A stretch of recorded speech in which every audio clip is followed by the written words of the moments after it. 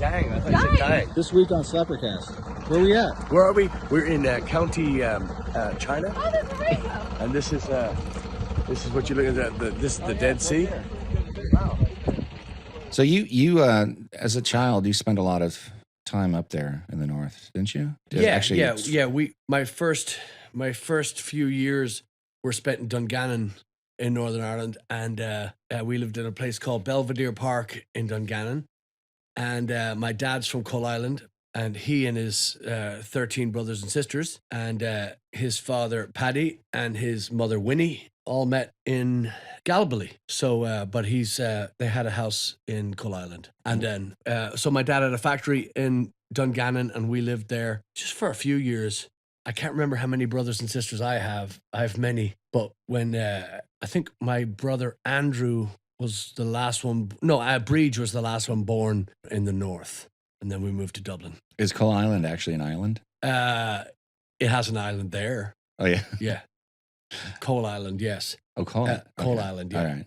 You grew up in a time when the Troubles were still going on. Yes. And I know you've told me stories about how rough it was. I mean, trying to travel to and from the north, right? Yeah, it was. Now, I never experienced any of it because I was high as a child. No, I didn't experience a lot of it. I was very young. My father will tell us stories of how the British Army there was checkpoints, and which incidentally, with Brexit happening in March, a few weeks from now, there's talk of these hard borders going back up, separating the Republic from the north. And if that happens again, there's going to be big trouble because they don't want hard borders there. But back then, in the early 70s, when we were there, it was there was checkpoints where the soldiers would lift up the blankets of the. Now, of course, I didn't see any of this, but I just heard stories of it. They'd lift up the blankets and look into the cribs of these children with the barrel of the gun. They'd pick up the blanket with the and. And people wonder why there was such disdain for each side. It was just a much different time. And of course, when we visited there a couple of years back, you have no idea of what would go on up there because there was relative peace and peace on their surface. So you couldn't say, like, you could see when we went into Derry and you saw the big free Derry sign and whatnot. You can still find it, and you can still find the history, and the history will never be forgotten because of the songs and the poetry and the stories and like we sing a few of the songs that would be called rebel songs, and some people might frown upon it, and other people, like myself, I don't see it as a rubbing anything in anybody's face. It was just an actual part of the Irish history. Yeah. So, and I'm not well steeped in the Irish history by a long shot. However, being in Dungannon at that time, like I say, I was very, very young, very, very high, and very, very hidden from it, sheltered from it. And a fun fact, our house in Dungannon was a semi-detached house, and our next door neighbor was, and he was a target anyway by the IRA, and they blew up his house, which blew a hole into our, oh my God. Our sitting room. Do you remember that as a child? I don't remember. I slept through it. Yeah. Like I said, I'm very, very, very drunk at the time. No, the target, the gentleman that was supposed to be killed, he was actually away, and my mother had talked the neighbor into coming over to our house that night. I hope I'm getting this story right, but she had brought the lady over to watch TV or something, and anyway, so she wasn't. I think that's why that woman was still alive. So nobody was injured. So nobody was injured at all. Was anybody else, touched by the Troubles? Oh God, yeah. Oh, everybody. Nobody was spared. Everybody has lost somebody. Everybody has somebody affected. Somebody had. One of the funniest things you're going to see today is over here in the States, and you'll hear stories of, oh yeah, my father and my those stories they definitely get coded in. That's just highly exaggerated. And a lot of the people that will tell you that they were there and they were involved in it were absolutely not, because it is that kind of Fight Club thing. You just, right. If you're talking about it, you were not, involved. If you're saying you were involved, you definitely were not. So that's a side note, because I get that just about everywhere I go. It's as common as the Irish accent that I've been trying to fake for 100 years. But Yes, everybody was affected. My father's factory, his clothes factory, was either burned down or bombed, one of the two. That's when we loaded up the truck and moved to Beverly or Dublin. That was, and I again, the years, I don't know what year it was, but I know it was early 70s. Yeah. Do you remember, obviously, when the ceasefire was finally signed? I'm trying to remember what year that was, in the late 90s. Yeah, Clinton did the. Right. Yeah, I don't, and of course I was over here, so Right. I'd know, I'd heard dribs and drabs about it. A lot of people that I had spoken with I just don't think had a lot of faith in it. That's what I was wondering, is like, yeah. what did people think of it at the Yeah. time? Like, is this for real? Or, Yeah. but it's more or less held.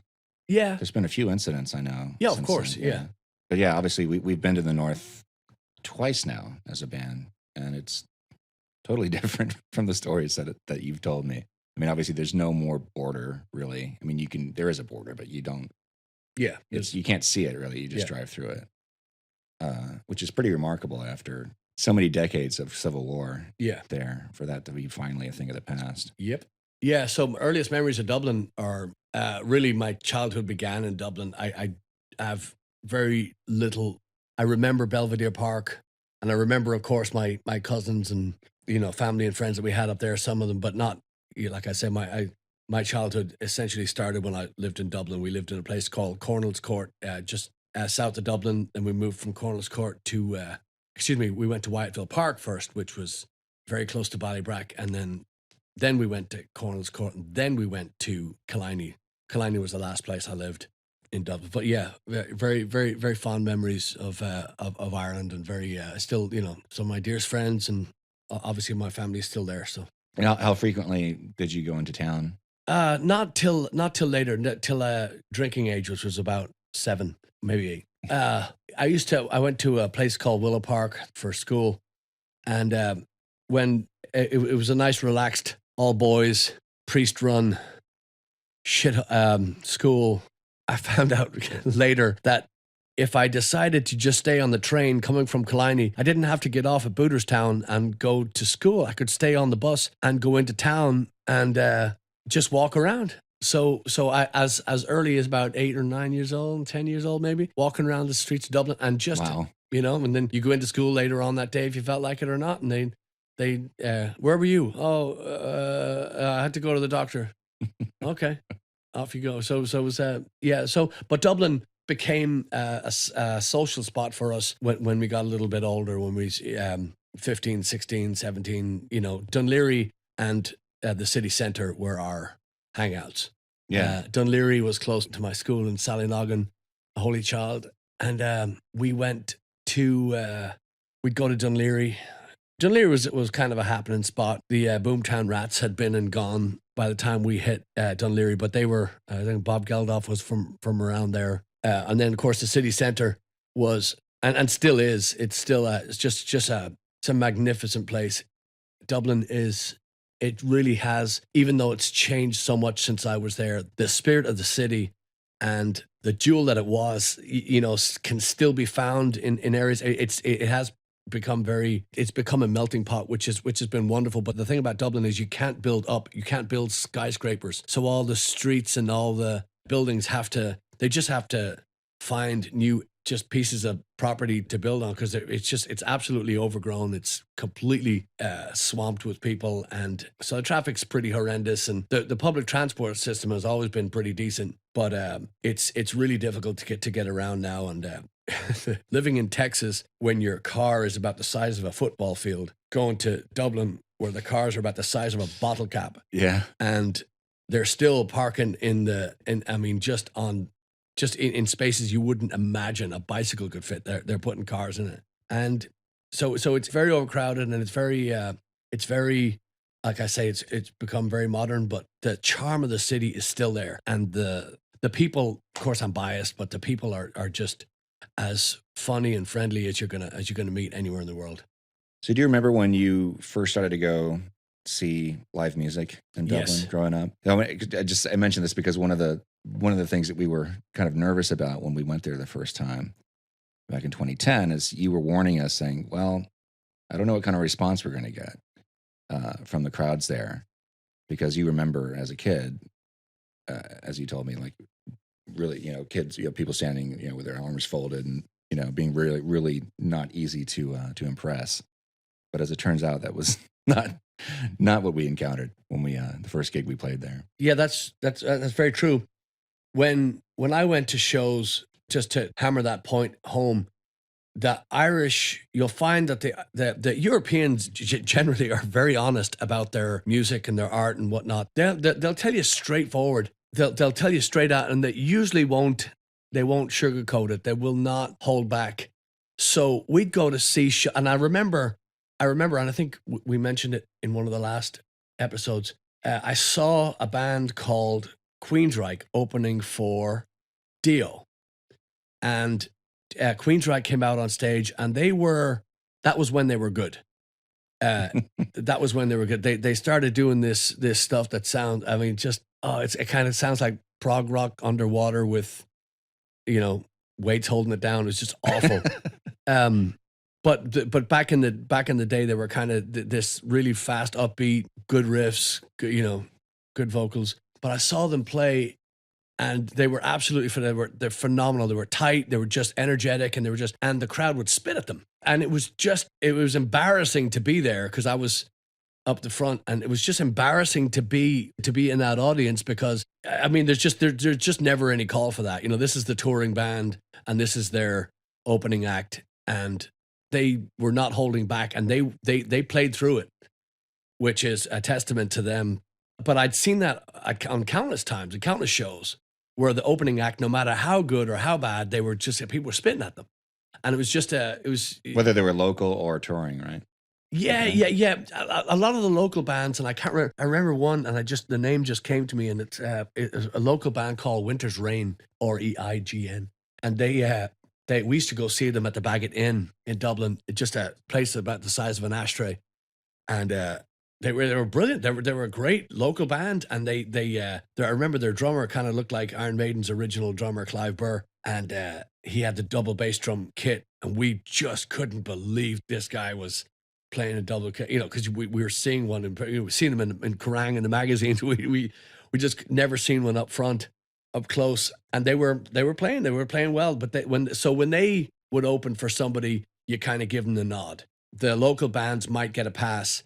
But and then another time, and so if it was a co-headliner like an Anthrax and Metallica or something like that, they'd kind of get a pass because they were kind of on the same level. So they were. But yeah, it's just strange to me that anybody would have not given them a chance. And I will say too, now Queensryche did have shiny clothes on, maybe leather and a little bit of spandex or something. Maybe that was it. But still, maybe we should try dressing up like that and see. Just to experiment. I do it all the time. Yeah, so the very first gig we played there, which was back in 2010, was at Fibber McGee's on Parnell Street. Yeah, Parnell Street, yep. And we had this in the back of our minds, these stories, but it was the complete opposite of what we were expecting. Not only did the crowd really enjoy it, but they were hugging us as we got off the stage. All these college-age kids were just having a ball. It was so great.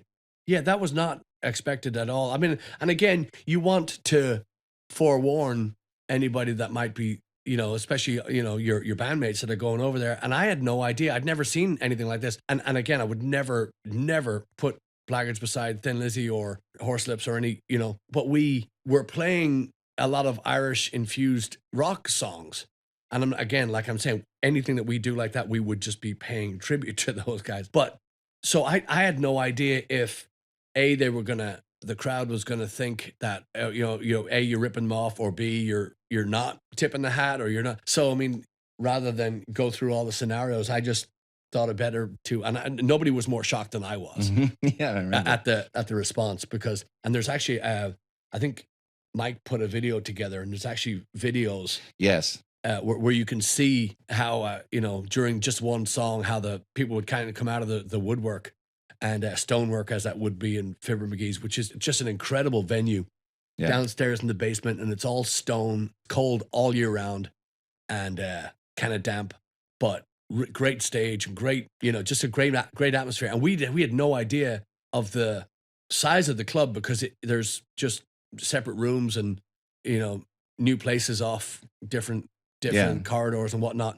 So as we started playing, and you think that you see everybody in the room. You don't. Yeah. And then as the songs would form and you would get into the songs, you kind of pick up speed a little bit. These kids just came out of the wood, Right. Just like the walls grew these people and spat them out. It was brilliant. Yeah, it was really cool. Yeah, I'll put a link to that video too in the show notes. But I will say also that the chance to perform in Ireland is, I said earlier on that the Irish people are very honest. They will tell you. I remember when we played in our good friend Eamon that owns all the Molly's pubs here in Houston and beyond. He set us up as a show with a band called Silver Circus. Yeah. And we played in a friend of his hotel, Paul. We played in his hotel and Silver Circus opened for us and they were absolutely brilliant. And I'm not just saying this because Ricky O'Neill's bigger than me and he'll beat me up, but they were fantastic. They were just tons of energy and huge variety of music.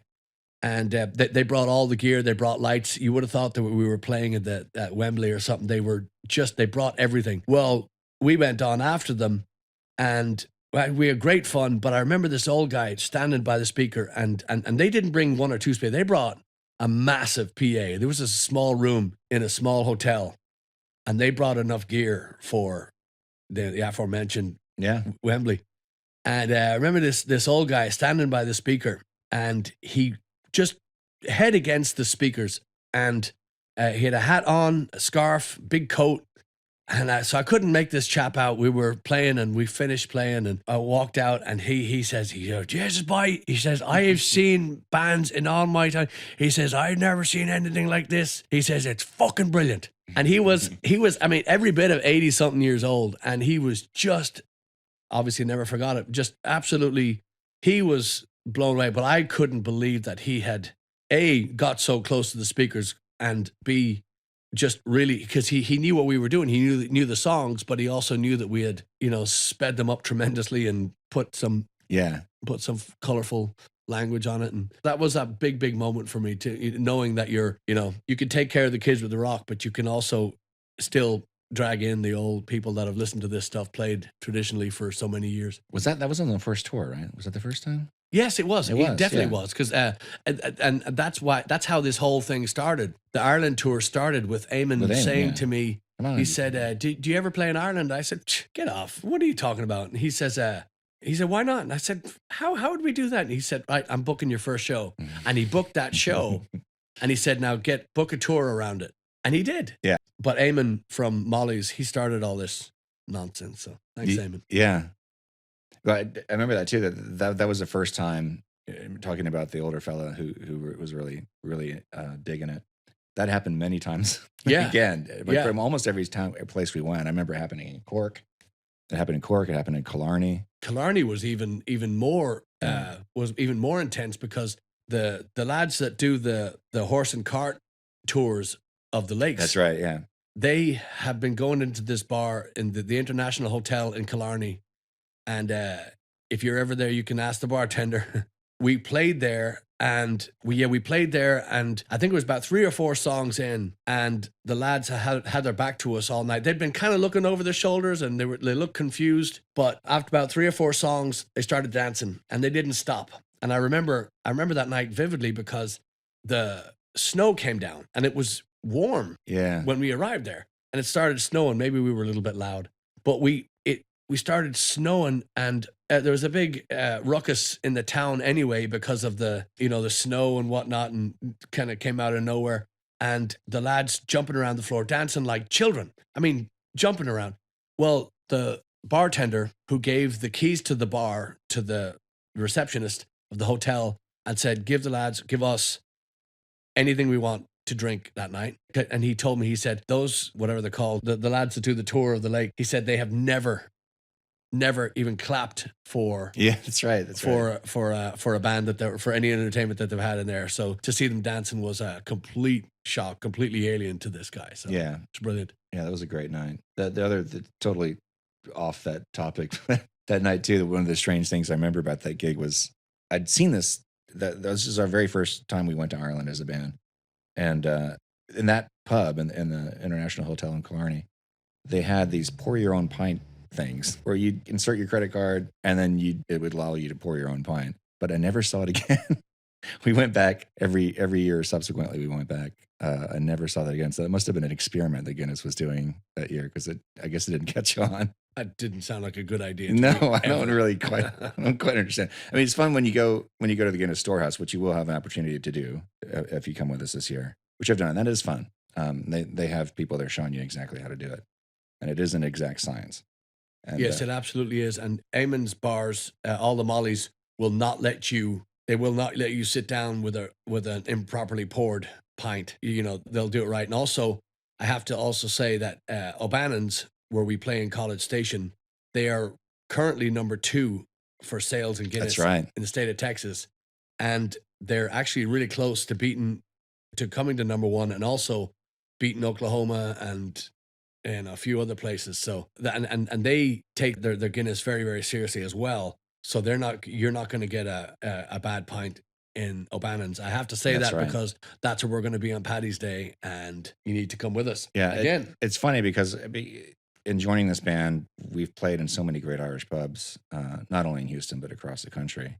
By the time we finally went to Ireland, people telling me for years, "Never going to have a pint of Guinness until you get to Ireland." So I finally did, and I was like, "It tastes like it's supposed to taste." But I realized I've been spoiled because I've been to so many pubs where they actually know what they're doing here. Rerun Vegas as well. Yes, rerun. Yeah. The list is endless, really. But the list is also endless for places who don't know how to pour it, unfortunately.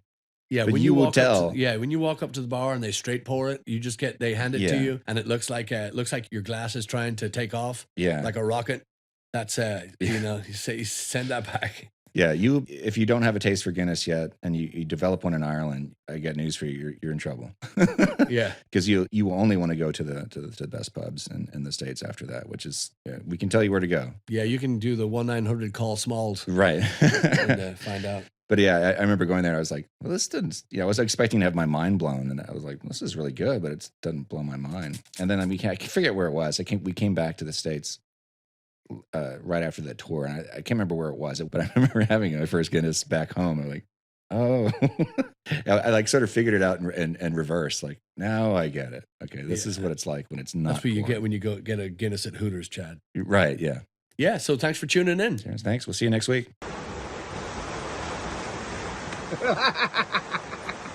That's so good.